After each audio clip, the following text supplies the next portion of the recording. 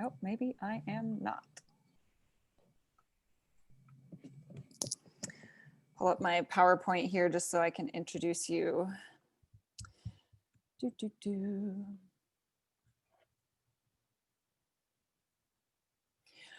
All right, welcome. We're excited to have you joining us here this morning. This webinar with James Jasper is being hosted by the CARP Research Lab and will feature a conversation between him and Sergei Samoilenko. I want to tell you a little bit about the CARP Research Lab before turning it over to our host and our guest. CARP is a loose collection of international and interdisciplinary scholars that study character and character assassination in politics, science, and entertainment.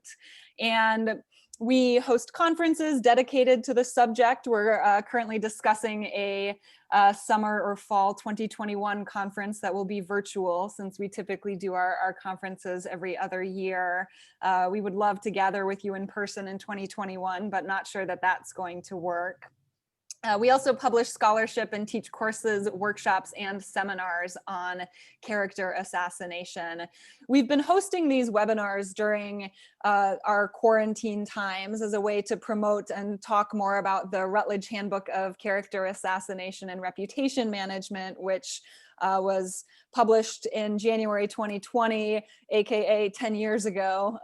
But we're talking with a number of experts, some featured in the handbook and some not, as a way to keep talking about character assassination and scholarship related to it. For more details on upcoming events, follow us on Twitter at @carp_lab or check our website for more information about what we have going on. I will let Serge do a more in-depth introduction to our guest today, but we'll be talking with James Jasper, as I mentioned, who has recently published a book on public character and the emotions of protest. So I am going to turn it over to them and enjoy the conversation. We'll gather Q&A in the chat. So if you have questions that you're thinking about as you listen to our speakers, feel free to pop them in the chat and we will get to them later. Enjoy the conversation. Wonderful. Thank you, Jennifer. So I'm extremely happy and humbled to welcome our distinguished guest who will enlighten us about the issues of public character. James Jasper is a sociologist who has written about culture and politics for several decades, focusing especially on emotions and social movements. His most recent books are Public Characters and Emotions of Protests, which is the edited volume. So in this webinar, he will look at the relationship between character assassination and different characters and their interactions, and by looking at emotional dynamics of reputations. And because James is a sociologist, and we don't really have too many sociologists participating in our webinars, maybe my first question should be about the role of sociologists in understanding such a phenomenon as character assassination, and what can sociology as a field can teach us all about this phenomenon. Start small, I like that. So, you know, I'll admit I'm not a very well-trained sociologist. So when I started gathering materials for the character book, I was kind of surprised to find that there really was a lot of sociology of reputation and of characters, mostly in the 1960s. So it was sort of the tail end of this structural functional view of the world in which you have a society with a culture, with different parts. And so rather than talking about conflict and between different groups, different segments of society, the idea was that we all shared basic values, we all shared a way of understanding the world. And we might have ambivalence built in, the same ambivalence. So the tendency was to look at leaders, heroes, villains as efforts to express basic values. So the heroes were supposed to embody culture's basic values. A villain was supposed to show the opposite, show what people hated, what was deviant. Victims played a less of a role, but obviously they were still threatened by the villains on some moral value. There were clowns that people talked about. So there was a fair amount of work about the role, the sort of psychological, cultural role of heroes. One of the, as some of you may know, one of the drawbacks of this whole paradigm was, as I've mentioned, there was not much room for conflict. There wasn't really room for creativity or change there. So the whole paradigm kind of collapsed. I'm talking about Talcott Parsons and Robert Merton and these fairly well known at the time sociologists. So culture came to be seen rather differently as a strategic tool potentially that could be used in conflicts by both sides. There came to be more attention to the settings of social conflict, whether class conflict or gender conflict, racial conflict. And so there came to be more of a sense of the institutional constraints, the structural constraints on political players than there had been before. And so culture and conflict kind of went different ways in sociology for a couple decades. And I think they're just now, and I see this as sort of one of the things I've been trying to do, coming back together. So we see more about how culture is used in particular settings, in particular arenas. So I'm very fond, as I mentioned a few minutes ago, of classical rhetoric, which has emotions, has purpose, has a very clear sense of the producer of the messages, the images, speeches, and the audience and the impacts on audiences. So sociology is not entirely to the point where you are yet, but it's getting there. Somebody like Jeff Alexander, for example, sort of belatedly discovered culture a while ago. And he's a good example of somebody who began as a kind of neo-functionalist, recognized the importance of culture, still, I think, has a problem of recognizing the role of culture in conflict. He still has this tendency to think that institutions have their own logics to them and pull people in the public sphere, wants to pull people in, almost has its own volition. So there's, I think sociology has a way to go. And I personally believe that studying rhetoric and communication more is a good direction for us personally. Thank you, James. So what is your definition of public character, and what exactly did you want to achieve by writing this book? Well, first of all, I should point out, I think this is one of the differences between my work and character assassination. I don't talk about character. I talk about characters. So unlike you all, where you're talking about moral character, somebody's reputation as a moral person or group's reputation, I'm really talking about specific character tropes who hit the, and it says, as I'll talk about later, I'm very interested in heroes, villains, victims, and minions. And I can put up a little chart at some point, showing how we define these. So they're actual character constructions. It doesn't have so much to do with character in that nice 19th century sense of the word, he's a fine character or so on, whereas, or he has a fine character. Whereas I think character assassination is primarily using that sense of the term. They're closely related, but there's a difference between character and characters. The history of my interest in it came out of my interest in cultural sociology, which went, like every other discipline, went into a kind of narrative turn in the late 1990s. And I have a lot of friends who are narrativists. And I think they really made kind of overblown, overstretched claims about the importance of narrative as being the source of all meaning.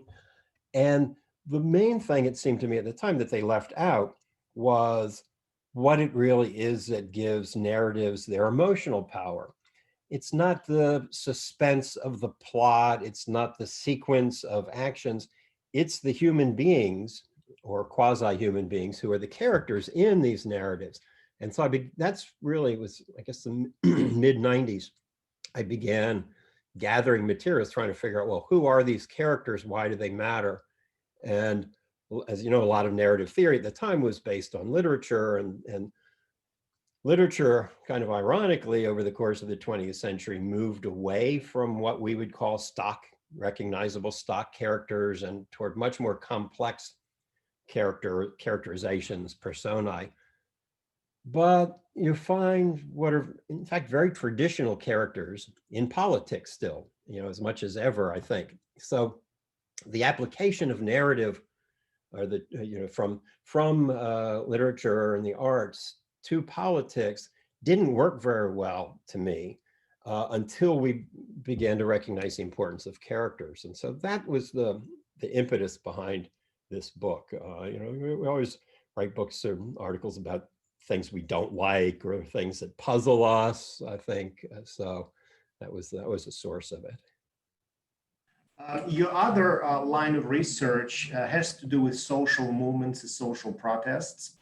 So in the field of character assassination, we often discuss protesters, activists, advocates as agents of subversion, right? So we always picture them as attackers who are trying to destroy the reputation of a politician or a corporate CEO, or they join the chorus around some Twitter hashtag, and they become moral crusaders and blame some individuals for wrongdoings. And it looks like you look at them from a different perspective. Could you please elaborate the way you maybe how your research in public character and your research in social movements overlap? Mm-hmm, mm-hmm. Well, I think that's probably why you use field theory in developing character assassination theory, because I think field theory also has this sense, and I won't say it's wrong, but it's a bit it's jumping ahead a little to assume that the people who are making changes or who want to make changes in a field or an arena have to be those at the bottom. You think of markets, for example. Well, very often it's the most powerful corporation in a field, if we want to call markets a field, that does things that end up disrupting the field. So in my view, players at all levels, with few resources, with more resources, with few social network connections, with few central, sort of that are peripheral to the field, or ones that are very central to the field, they can all, or they do all do similar kinds of strategic work, including character work. So, the most powerful corporations in the world are constantly building up their character through PR, their reputation. So it's in fact the more powerful players who have more resources for doing character work. And they are certainly not above assassinating others' characters. You think of corporate reactions to whistleblowers, for example. Well, the whistleblower is the one who sort of does the initial character assassination, although that's not quite the right word, but the initial critique of their employer, usually.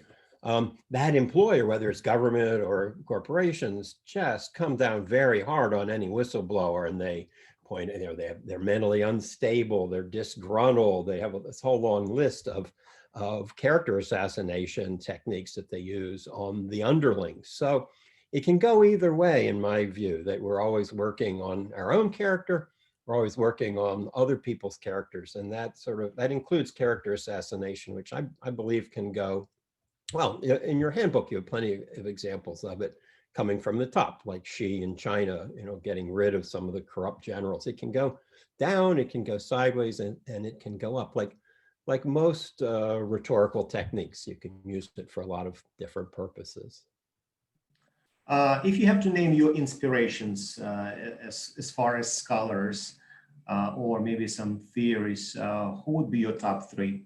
Oh my God. You know, I couldn't really say. You know, I've been at this a long time, so you know, if I would have to think back to graduate school, I think Foucault was a big influence. I was in graduate school in the early. Well, you know, when they usually talk about character, they usually mention Irving Goffman, obviously, when, you know, but it looks like your take on this topic is slightly different. So you really dig deep. So you're not just satisfied with Goffman. You mentioned some other influences in your book. Yeah, although I do use Goffman, I sort of came to him rather late, having been, you know, more of a Max Weber type of sociologist, I guess, early on, of course, like everybody, I was a Marxist, and then became more of a Weberian. So you know, yeah, I have to punt on that one. Let me go back though to mention social movements. Right.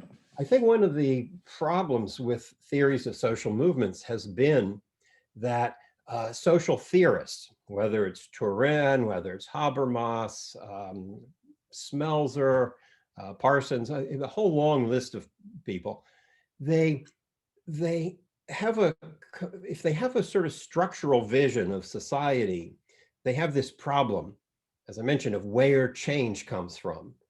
And what they tend to do is to look around and find social movements and say, oh, this is where change comes from. It comes from protesters. It comes from people who are outside the system in some way, who don't share the right values, or who are torn between different roles and values.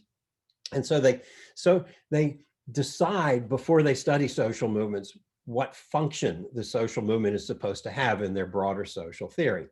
And it kind of screws you up for really finding out what protesters themselves wanted. And Turin's work is notorious for this. He had these wonderful interventions. He learned a lot about social movements, but the crescendo of his interventions was supposed to be, he would present them with his hypothesis about what they were really doing, which was always they were fighting technocracy, and there was some big underlying movement. You know, for those of you who know his or don't know his work, you know, there was supposed to be in post-industrial society some equivalent to the labor movement in industrial society, and this was sort of the new left, new social movements, pro-democracy, anti-bureaucracy, anti-technocracy movements, and they were all one big movement underneath. And so he would present them with this idea at the right moment. And of course, they almost all, you know, some of them were more polite than others, but none of them really agreed with his great hypothesis about their historical significance. So I've been interested in looking at movements from the ground up, from little things up, from individuals and emotions, cultural meanings, and where they go, what gets aggregated together, rather than a top-down vision of this is society, this is the role that social movements have to play. Well, excellent. So as somebody who studied Max Weber, or at least you mentioned him as one of your influences, so today, when some of those big companies, corporations deal with pressure coming from protests and demands coming from social movement leaders, do you think there is more chance for somewhat what we call charismatic leaders to sustain those protests, or those who, what we say, are very kind of boring and has no character whatsoever? Well, I think with left-leaning movements, there's been a fair amount of accumulated knowledge about the dangers of having charismatic leaders. So one analysis of the 1960s movements was that they kind of exploded because of the leaders got too much attention. The Jerry Rubins, and Abby Hoffmans, and people like that, and they became sort of their own movement, their own kind of self-interested players. So movements on the left really try very hard not to let the cult of leadership get out of control. People on the right, one of the things that I think distinguishes conservatives is that they like strong leaders. People admired Trump, or admire, I'm already jumping the gun, putting it in the past tense. They admire Trump for being strong, and he clearly admires himself for being strong, and he admires dictators around the world. But it goes along with a kind of, what we used to call the authoritarian personality, an analytic tool that fell out of favor, but I think is sort of coming back into favor in psychology a bit. So there's a tolerance for people who run roughshod over the normal liberal democratic rules of how to govern, how to run things, and over democracy. Okay, so I would like to go back to the topic of your actual presentation and discuss your typology outlined in your public characters book. So there is a first question coming from Jennifer, in fact. She's curious to learn about your minions, villains, clowns, and other characters, plural, that you mentioned. So maybe who are they in the current political society? Okay, well, let me start by trying to share my screen. Is that working so far? Okay, and let me put this in. I will warn you, I'm terrible with PowerPoint. And it's worse here because what I'm going to give you is a PowerPoint of screenshots of the page proofs of this book, some of them corrected, some of them not. Let me get back to and put it in slideshow format, play from start. There we go. Okay, so this is the book.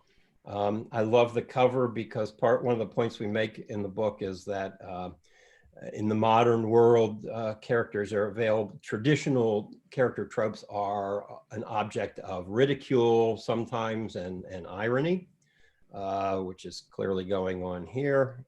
We don't talk about race much in the book. I'm hoping to do another book basically on that. This is what I want to show you. This is how we generate the main characters on these two dimensions of strength and morality. Are they good or bad? So this generates the heroes, the victims, the villains, and the minions. And we've added some related character tropes here. You'll see judges and donors from traditional Vladimir Prop and others. So this turns out to relate very clearly to a form of social psychology named affect control theory, which argues that basically we respond emotionally to the world and what happens to the world by attributing strength or weakness to people and things, good or bad morality, and we attribute whether they're active or passive, which is another dimension of character that we discuss in the book from time to time, although it's fairly minor. This is really the defining typology of where we have strong versus weak, good versus bad characters. So you also see there are some plots already implied as people move from one cell to the other. The traitor, somebody who starts off as the villain can see the light and become a hero. The traitors move up, or the traitor, somebody who's a hero and becomes a villain, moves down. If they flip sides, converts rather start below and move up. Anyway, I just wanted to get that out there as sort of the main what defines the characters for us. That didn't fully answer your question. I'm not sure, should I stop sharing at this point? Or you want let me give you a follow-up on this now that this is up there. Jenny or whoever was Yeah, questioning that was. Jenny, you might want to ask your own question, maybe in a sense that you wanted to phrase it. Yeah, no, I mean, this is helpful in terms of understanding kind of the typology of who the characters are and their strong and weak characters. This is, I think, sort of the crux of what I'm most interested in about this work as it relates to character assassination. But I'm also curious for you to talk a little bit about sort of the characters we see in our current political system. Like, who are, do you think, the heroes and the villains and the clowns and that kind of thing? Well, okay, so I think one of the interesting things is that in the old view of culture as a shared thing, you had clear villains and heroes. When you recognize that there's conflict, then you recognize, well, one side's hero is the other side's villain and vice versa. So with character assassination, I mean, I think there's been a lot of work on when character assassination fails, for example. But it fails. It fails and it doesn't fail, right? If you target somebody who's your opponent, people on your side, on your team, it can work quite well for. People on the other side, on the target's side, may well rally around the person who's been targeted and say this is unfair, and sort of turn the character assassination back on them, saying, this is character assassination. This is an unfair attack. This is bullshit. This person now becomes a victim for them, remaining a villain for the original attackers. So I think the social structure or the strategic structure of who the players and audiences are out there really matters a lot in how whether the character assassination works or not. And I think that's one of the really good things about character assassination work, that it's very clear that there are certain arenas that are targeted where this is operating. There are certain audiences and not elsewhere. And in classic rhetorical theory, I think it's very clear what the intended impact on the audience is, or audiences might be. So I like that a lot about character theory, actually. James, that reminds me actually the typology of reputation by Peter Sandman, who is a well-known scholar in risk and crisis communication. And he basically said that speaking of reputation, you should talk about your good reputation and your bad reputation. So in other words, you can have both. And your bad reputation for someone is a good reputation in a sense.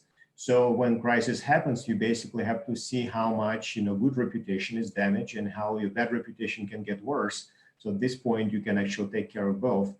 And that reminds me, basically, wouldn't be just very subjective. It depends how much symbolic and social capital you have and who is out there to back you up when bad things happen. So, and that goes back to all the discussion of Bourdieu and his capital discussion, right, in the fields. Although I think there's several different aspects of that. First, you might have the resources to put your characters out there in the media, your assassination attempts. You might have influence that way. And then you do work subsequently, yes, to spread it or to defend people who've been attacked. But also in the middle, there's the message itself. And I think social scientists, unlike people in the arts, social scientists tend to downplay that kernel of the embodied message, whether it's a work of a narrative, whether it's an image.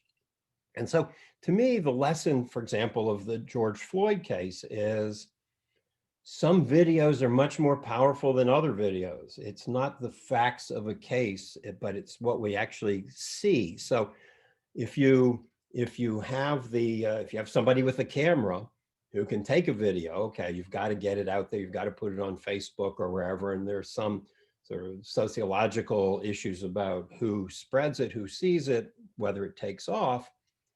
But the thing itself, the object that embodies that meaning, the symbol, whatever we want to call it, the character there, the trope, matters a lot. And that still eludes sociologists of culture, I think, certainly, and it eludes a lot of disciplines where we talk about, well, the frame needs to resonate with people. Well, duh, of course it does. What makes a frame resonate? What makes an image resonate? And so one of the things we're trying to do, and I'm going to jump down here through some images. Whoops. If I can do this, yes, one more. One of the things we tried to do is be very specific about what are the traits, what are the ingredients of powerful images, powerful words, powerful stories. And so these are just a few that we came up with. There's nothing systematic here. It was just kind of off the top of my head. Well, what really matters to people? What suggests a hero? What suggests benevolence? What suggests strength? And I looked through a lot of collections of political posters, but other sources as well, just to come up with this list that we can look for. So I think with character assassination, I think you could go through and you can say, okay, well, this character assassination consisted of images where somebody had, somebody who was sort of cold and pale in the imagery, had a twisted face, a squinty glare and things like this. You could find this.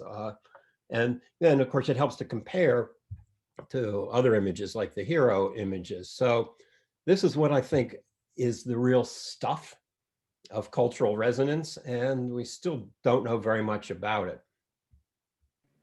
Excellent. So I have a question from CARP co-founder Sergei. Do you think that human beings are pre-wired to reflect the world as divided into two categories, heroes versus villains, just innate Kantian categories? And he had earlier comment whether your term character work can be applied or can be referred to individuals as well, because you used organizations as an example. Yeah, definitely. So you have something to look at while I'm talking.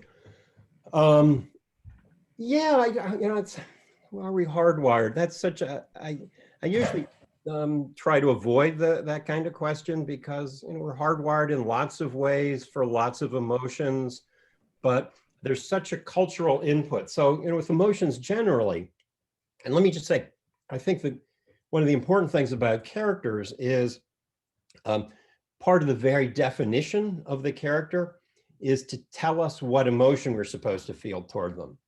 So villains are people we fear, sometimes hate, but we especially are afraid of. Heroes are by definition people we admire. We may not even like them much, but we admire them. We turn to them for protection. We feel safe when they're around. Same with the others. So the emotions are built into them. So with emotions, you can say, well, we're hardwired to feel fear of some kind. And you can trace, psychologists, neurologists have done a good job of tracing a lot of pathways for these various emotions. But in the end, what is going to trigger an emotion is cultural. The ways we display it are going to be cultural. The labels we give to the emotion to our feelings, our sets of feelings, will be culturally influenced.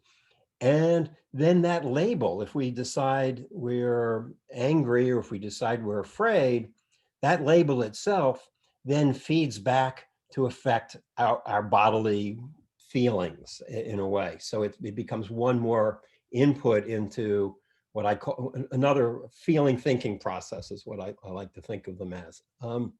So there's always going to be something cultural there.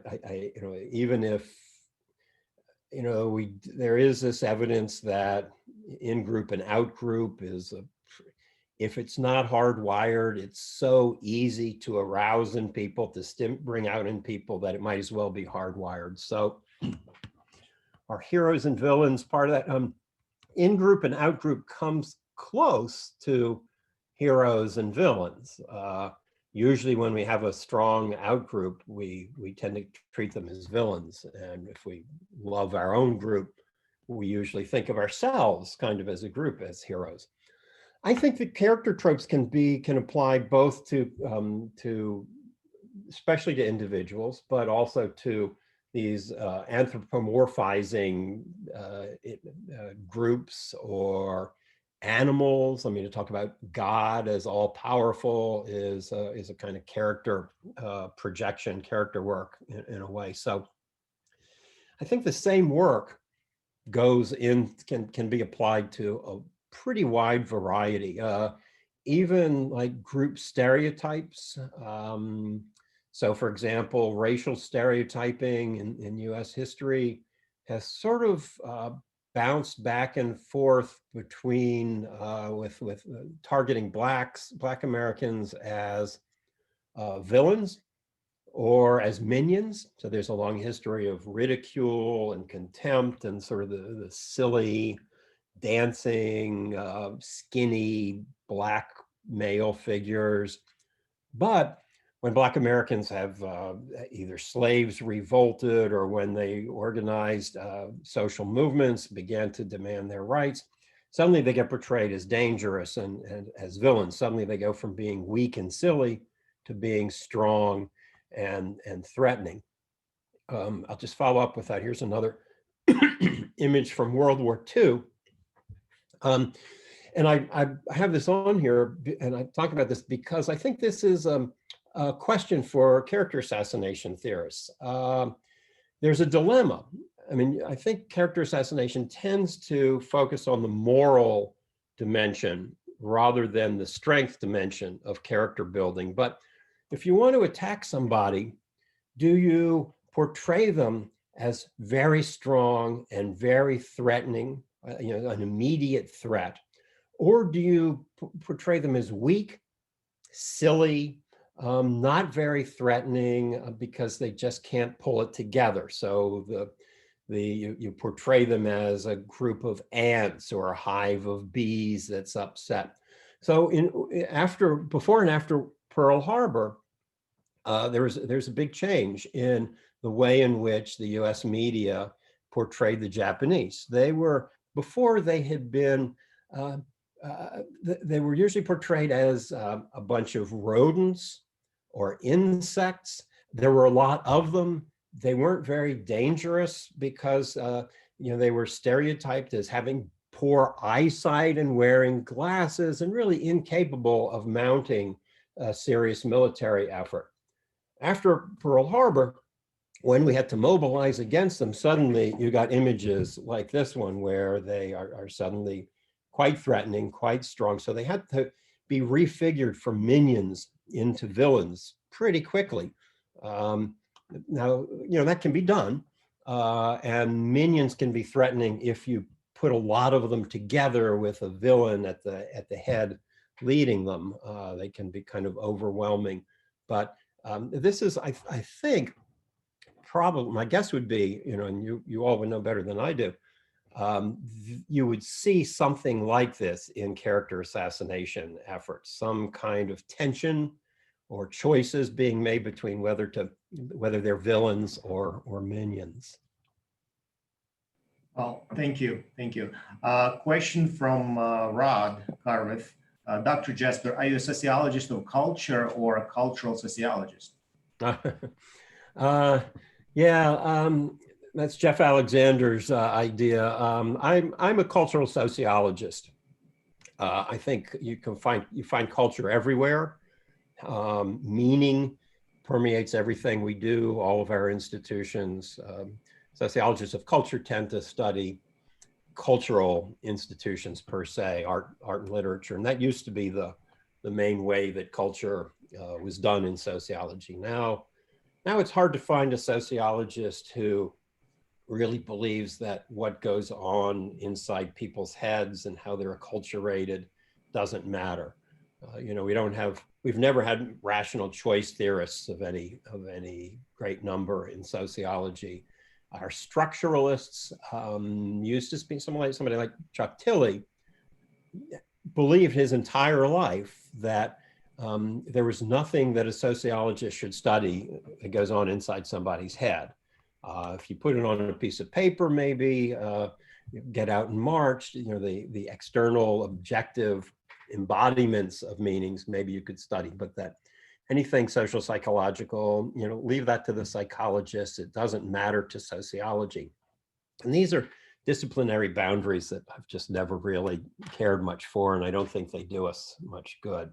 And, you know, character assassination is a good example of where, you have to do interdisciplinary, transdisciplinary work to understand it, I think. And I think that's true of politics and of protest as well.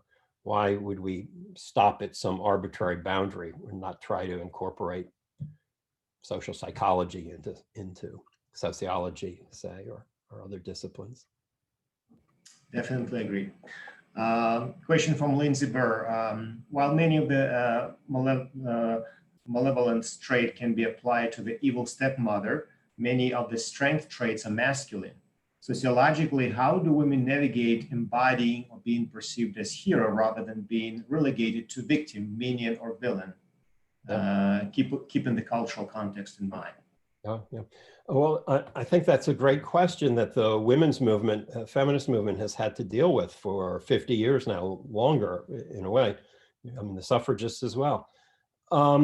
So for any oppressed group, it's they are trampled, repressed more if they show some strength.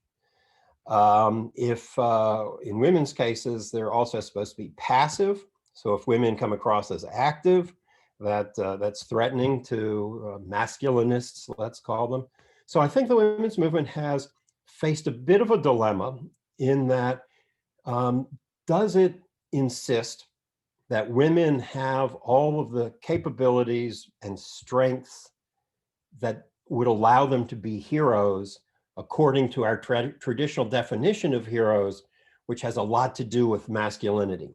The sources of strength are, you know, military power, brute physical bodily power, just being assertive. There are a lot of things that are very masculine about heroes.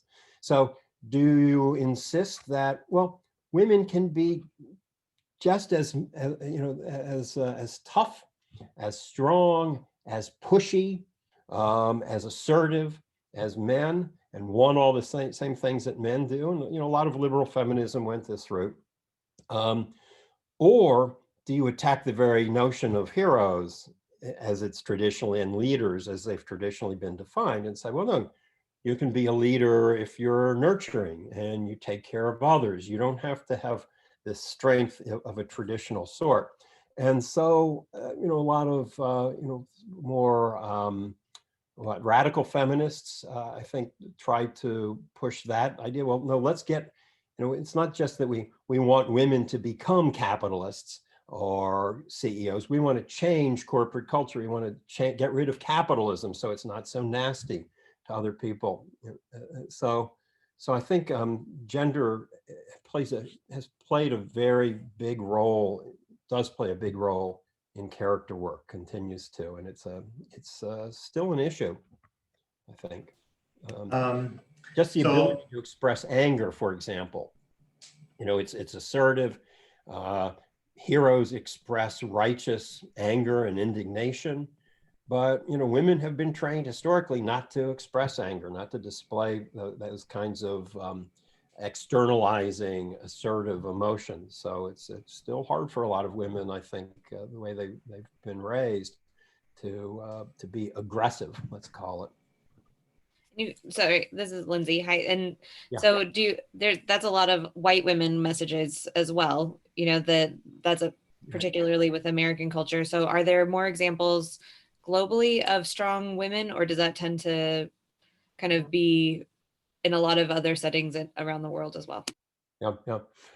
Well, we don't even have to go around the world. Black women historically, I think, have been recognized as strong very often, whether it's because of the supposedly absent Black male in Black communities, um, and they have, I think, often been demonized for asserting themselves, for being strong.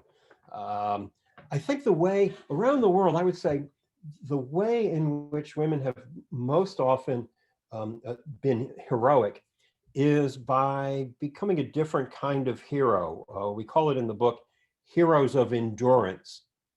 So while the traditional masculine hero rides off to war, risks his life, perhaps gets himself killed or maimed, and basically abandons his family. While that's going on, the women stay behind, take care of the children, take care of the sick and elderly and wounded, find food, protect the community. So this protection is a traditional hero thing. You protect the weak, you protect other people. And so it's in lots of parts of the world, for example, with guerrilla warfare and so on. Some women have gone out and become warriors. A lot more, though, I think, have stayed home and been heroes with a different kind of strength, the strength of endurance. And so that's one way in which traditional heroes, villains, traditional characters have changed in the 20th century, especially the late 20th century. There are all sorts of historical changes in character types. It used to be that both heroes and villains were typically the offspring of a god, often a god coupling with a mortal. So they were sort of half had a foot in each world. Jesus Christ being a very prominent example. So as we are in a more secular world, we don't really believe that these half gods, half divine or fully divine creatures are walking around with us. So heroes and villains have both lost some of that strength that they had when we really thought that gods were active among us.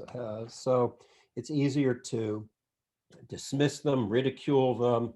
It's easier to do character assassination. It's easier to take a hero and puncture the hero's pretenses of strength and morality, and to sort of bring them down to earth, make them more human, make them more humble now, I think, than it used to be.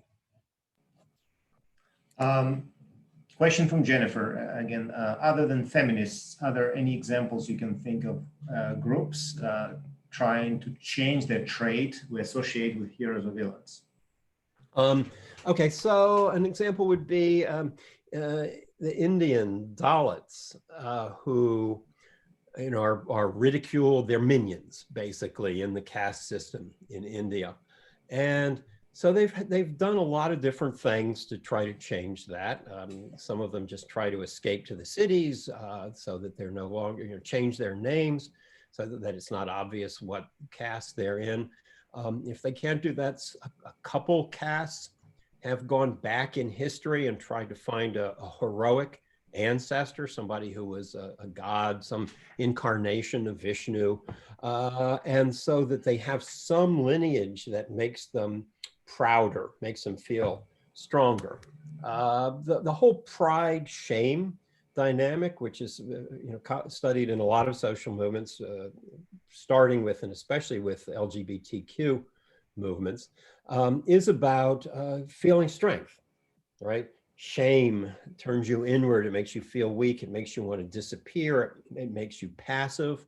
Whereas pride, you puff up your chest, you go out and do things, you become more active and feel stronger. So it's crucial.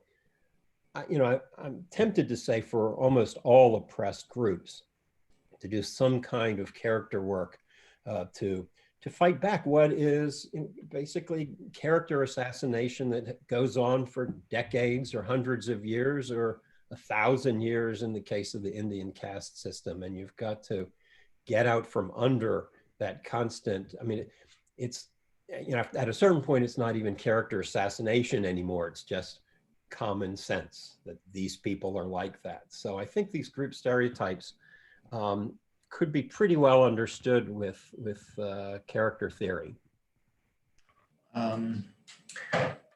Eric is asking whether there is a different way to label people rather than talking about dichotomies hero-villain. Don't you think a society may struggle with defining or labeling a person in a particular way that in reality would deal with the hero-villain spectrum?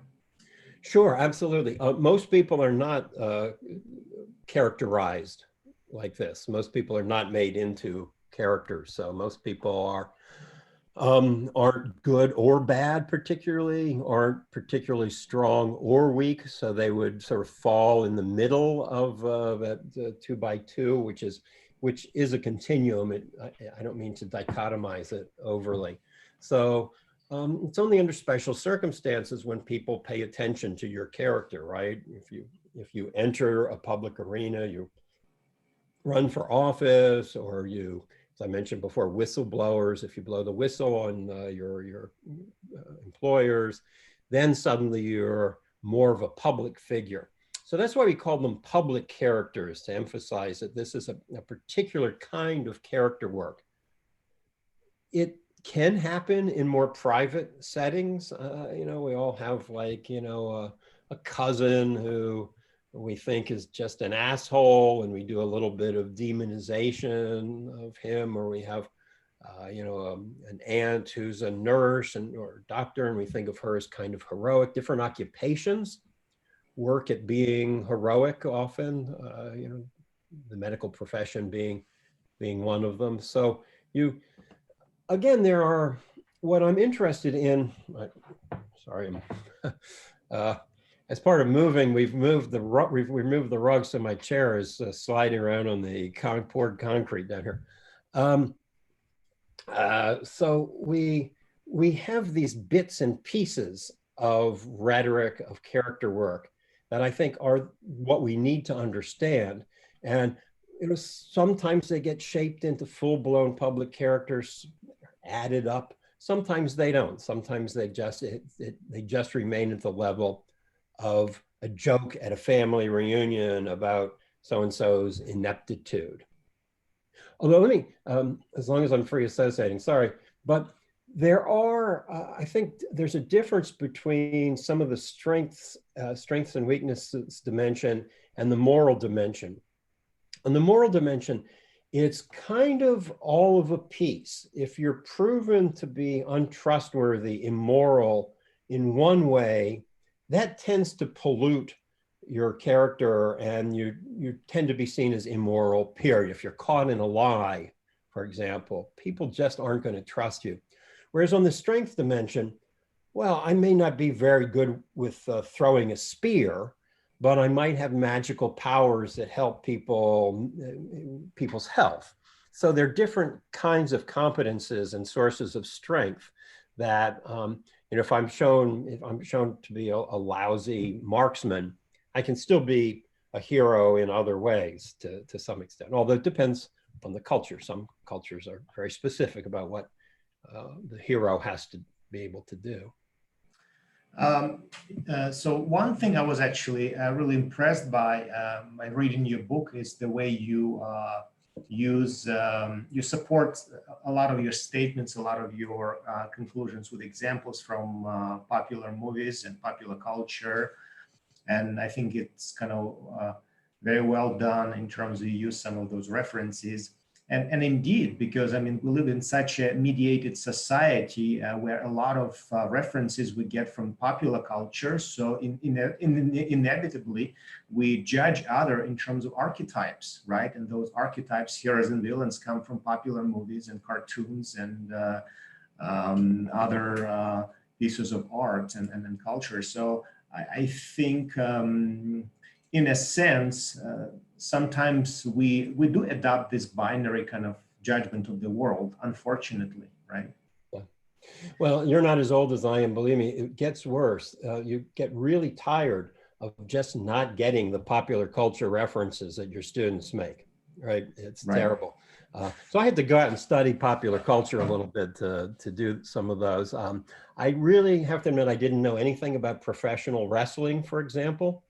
But there's certain settings where the strength dimension of your reputation matters much more than your moral dimension. We see this in accounts of concentration camps, for example. Morality doesn't matter. All that matters is that you're strong. Well, in professional wrestling, it's a little bit like that. And so the villains of professional wrestling, like the boogeyman here, are much more popular than the good guys. And there are a lot more of them than there are good guys. There are good guy baby faces to some extent, but they're not as popular. And because strength and outlandish strength is what matters. And villains are almost always more entertaining than heroes. Heroes are very earnest, plodding, dependable people for the most part, whereas the villains have always been able to crack jokes and be outlandish a little bit. So, but it does turn out that wrestling, pro wrestling, is full of the kind of melodrama. It is melodramatic. It is absolutely all about heroes and villains fighting each other. They're not as many minions and victims in it, but it's a titanic clash between good and evil on the stage there, or the ring. So yeah, it's I'm glad you like the popular culture. James, so there is time for the last question, and then maybe you can conclude by telling us about your current and future work and some of your plans. So April Harding is asking, would your conceptualization of character work shed light on how to remedy group stereotypes which encourage conflict or discourage compromise and peaceful coexistence in society? I'm thinking of Bartol's and Net's Zengut's work on conflict-enabling narratives being widely taken up in society and making it hard to establish peaceful intergroup relations. Well, that turns out to be the same question, because I'm hoping to write a book next on racial stereotypes in US history. And as I mentioned before, this tension between demonizing and minionizing Black Americans. So yes, I think it absolutely can work. It can work to understand the stereotyping. And so hopefully it can work to remedy it. There are, I see the world in terms of dilemmas and trade-offs. So I think the dilemma there, just as there's a dilemma between whether you demonize or minionize your opponents, there's a dilemma for you as you assert yourself as basically either moving from a villain category to a hero category, or from a minion or victim category into a hero category. And you see here the table of contents of the book. Chapter 9 is from victims to heroes, because we think that's really the key political process where character work really matters, that you have to assert strength. You have to stop being the weak, pitiful victim. Pity is not a good thing to apply to other human beings. Compassion, sympathy maybe, but when you pity somebody, you're making them less than human. Pity is better for animals or for children perhaps, who aren't fully capable adults yet. But to participate in politics, you have to have something of the hero about you. You have to be strong. You have to be moral. You have to be active. So all of these other categories really have to play leadership roles in politics, have to partake a little bit of the hero. So, but in doing this, heroes are strong, and strength in and of itself is frightening, right? It can be misused, even unintentionally. Bystanders can get hurt in titanic battles between good and evil. So I think strong heroes make people a little bit nervous. So you have to temper that on the moral dimension and show that you're benevolent, you're caring for others, you're not self-interested, self-centered as a hero. But you are strong enough to help. You're strong enough to protect people. So like with social movements, they have to show both that they're strong enough that everybody else has to take them seriously, which means often they have to be a bit threatening, right? They have to be, or at least have the Black Panthers there as part of their movement. At the same time, they also have to show that they're moral and good, and you'll be comfortable with them as moral actors. So they've got to have Martin Luther King Jr. as part of their coalition in the movement. But it can fall apart pretty easily, especially when your opponents are trying to exploit that wedge between those two dimensions. So your opponents are trying to perform character assassination on you. So they might portray you as weak and ineffectual. They might portray you more often probably as evil and threatening. And you've got to show that despite your strength, despite your numbers, your competence, your dogged determination, despite that, you're good people. So there are a lot of choices to make, and they're not always easy ones. James, thank you so much. It was wonderful. So I'm giving the floor to Jennifer so she can conclude our meeting. Thank you. Thank you all for joining us. And again, thank you to our guest, James Jasper, for his insightful comments and for providing us some new ways to look at characters in political culture and in popular culture as well.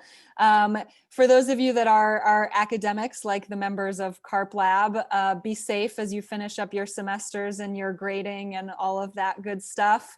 Everyone else, please stay safe out there. And again, follow us on Twitter at @carp_lab to learn more about our upcoming events. But thank you to the members of our audience for their great questions and engagement as well. Happy Friday. Thank you all for coming today. Thank you. Serge, you want to stay on for a minute? Yes, let's do so. All right. Jenny, Eric, you have to go? I'm leaving. Yeah, I'm here, but I'm leaving just you can chat. Thank you. Yeah, good. Thanks so much. Thank Yeah, you. Eric, I don't think I fully answered your question. Oh, it was he? Well, yeah. Because there's also, as we know from Foucault, there's the